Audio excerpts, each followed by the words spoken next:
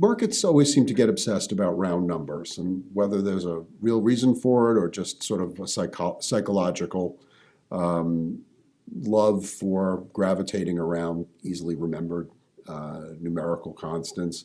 It's always been a bit of a debate among market participants. But bottom line is we are seeing the market trade pretty much around the 3,000 level on the S&P. By the way, a lot of what I'm going to say applies, let's say, to NASDAQ 8,000, but I'm going to focus more on the Standard & Poor's 500 here, or SPX.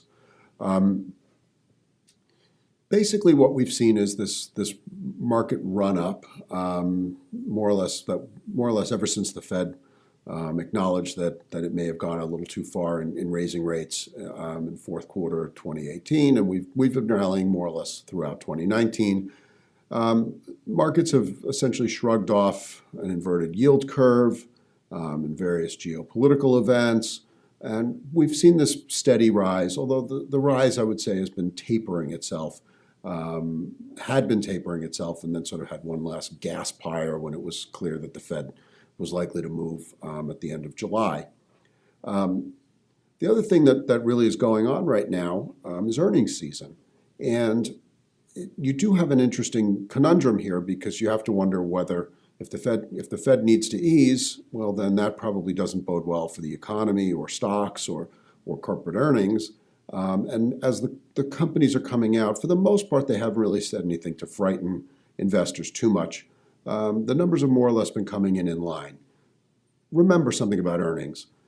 They always crow about how many companies beat expectations. Expectations are designed to be beaten. Analysts would rather be a penny under than a penny over. Companies really want the analysts to be a little bit lower so they can beat it, manage expectations, and then beat them. I've heard stories from analysts in the past where they'll have a discussion with investor relations at company XYZ, and they'll say, "Oh, gee, a dollar, you have us estimated to earn $1 this quarter. That's going to be tough. I really think we're more likely to do 98 cents or 99 cents."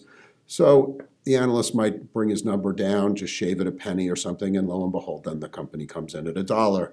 It's much more pleasant for everybody when the company beats. That's kind of what the markets expected them to do. And we've seen that in earnings season this year.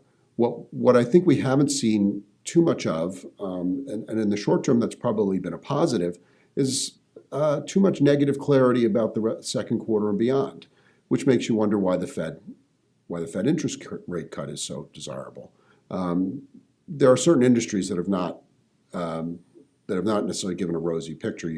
There's been multitudes of layoffs being discussed in the auto industry, whether it's Ford or Nissan or some other, or BMW or some others. But beyond that, for the most part, the earnings picture seems to be decent enough. You haven't really heard stories of companies saying, we're seeing major weakness and major cutbacks. I do think that the weakness in the transport indices reflect some economic worries. You certainly saw CSX get clobbered on that idea, but then some of the other railroads seem to do okay. So I think you're going to need a catalyst, and I think on the downside, the catalyst would be some disappointment from the Fed, or continual negative commentary from the companies as they release their guidance going forward. On the positive side, I think, again, I come back to the Fed. If the Fed basically somehow manages to thread the needle and say the economy is great, but we are going to continue to be loose with monetary policy, that may give the market the impetus it needs. It may not be a sharp rally higher. It may just be continuing that grind as you have that combination of the fear of missing out and there is no alternative. In a negative interest rate world, the U.S. seems like a good place to be, and U.S. stocks with good yields seem to be good places to put your money. But those would be the catalysts in either direction. Let's keep an eye out and see what does it, or else we may just be in the midst of a summer trading range for some time.